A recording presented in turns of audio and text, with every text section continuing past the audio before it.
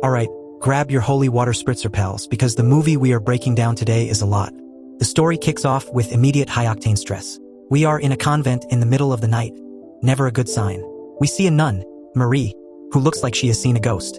She is praying desperately, but not the peaceful kind of prayer. This is panic. After pleading with the Virgin Mary for mercy, she manages to swipe a set of keys from a sleeping Mother Superior and makes a break for it. She reaches the massive iron gate, and you're rooting for her, but nope.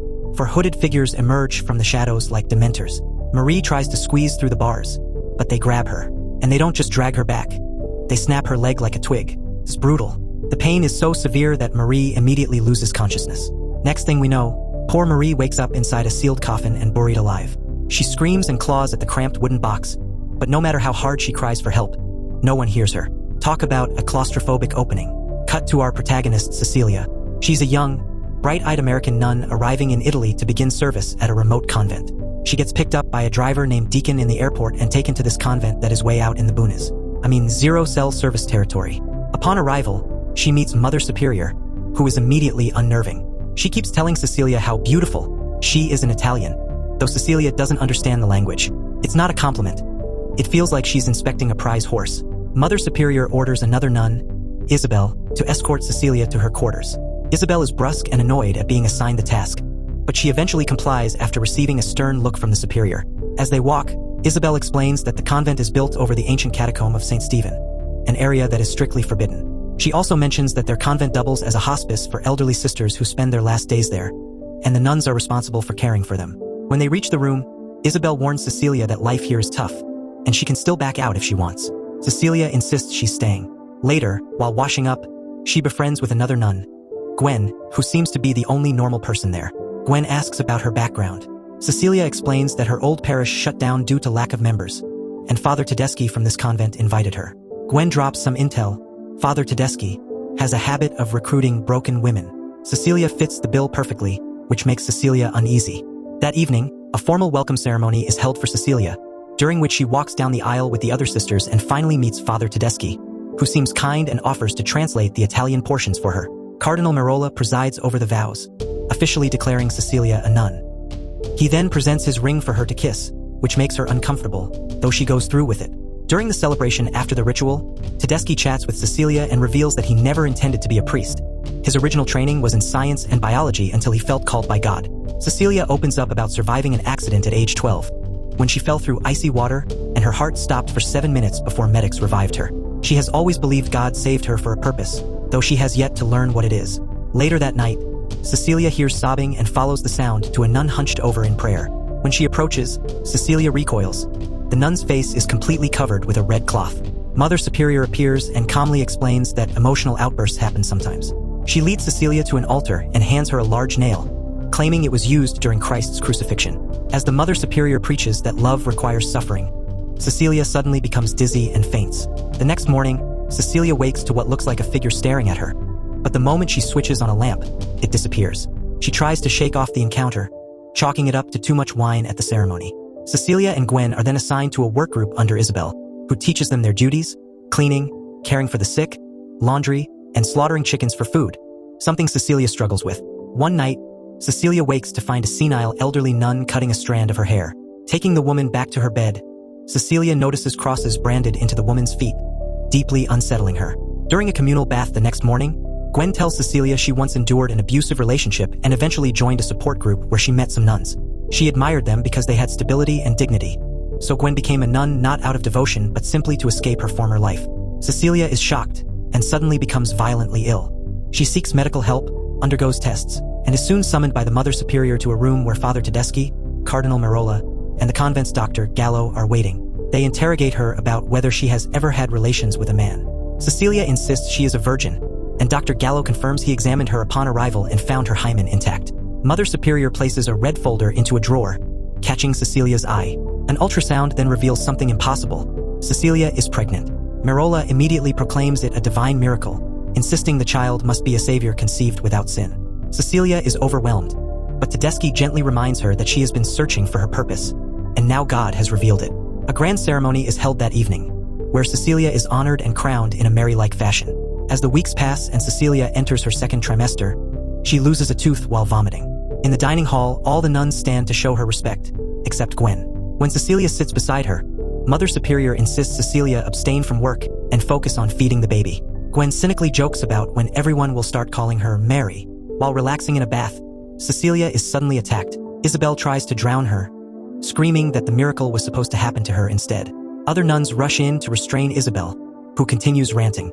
Cecilia undergoes another checkup, and Dr. Gallo declares her and the baby healthy. Cecilia questions Tedeschi about Gwen's words, and he claims that Gwen is unstable. When Cecilia asks to be taken to a real hospital, Tedeschi insists that hospitals are dangerous for her situation. After the examination, Cecilia sees two masked nuns staring at her from a window. Suddenly, a nun leaps from a building. It is Isabel, her face horribly mutilated. At the funeral, Gwen tells Cecilia something is deeply wrong here, insisting that this pregnancy is not a miracle and that they're all ignoring the truth. She points out that Cecilia is 5 months pregnant without ever seeing a hospital. When Tedeschi approaches them, Gwen lashes out, yelling at the other nuns for being blind to the danger and cursing the superiors. Deacon and Tedeschi restrain her and drag her away. That night, Cecilia notices a painting fall from the wall, revealing a Bible verse warning that Satan disguises himself as an angel of light. Troubled, she checks Gwen's room, empty. She sneaks into the office and steals the red file, discovering detailed information about her childhood accident and personal life. Hearing screams, she follows the sound and discovers Gwen strapped to a chair, while a masked nun slices her tongue out. Cecilia is grabbed from behind by the old woman who cut her hair earlier. The woman gives her a cross wrapped in hair and calls Cecilia blessed, refusing her plea to escape and saying she will never leave the convent. The next morning, Mother Superior awakens to Cecilia shrieking. She and Tedeschi run to her room and find Cecilia covered in blood. With Dr. Gallo absent, they decide she must be taken to a hospital. But after they leave, Mother Superior discovers a dead chicken under the bed. Cecilia faked the bleeding. She calls Tedeschi, who orders Deacon to stop the car. Realizing she has been exposed, Cecilia flees, but in the end she gets caught.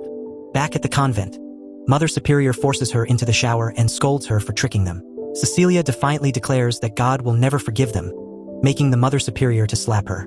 Cecilia is then strapped to a chair, and Tedeschi apologizes for frightening her. When she asks why they are doing this, he produces the crucifixion nail and explains that after decades of research, they recovered blood, bone, and tissue from it and decoded the genetic material, giving them the blueprint to resurrect Jesus. He leads her into his secret laboratory, which is lined with jars of failed embryos. For 20 years, they have been forcibly impregnating nuns in an attempt to create a perfect vessel for the reincarnated Savior. Every experiment failed until Cecilia's pregnancy.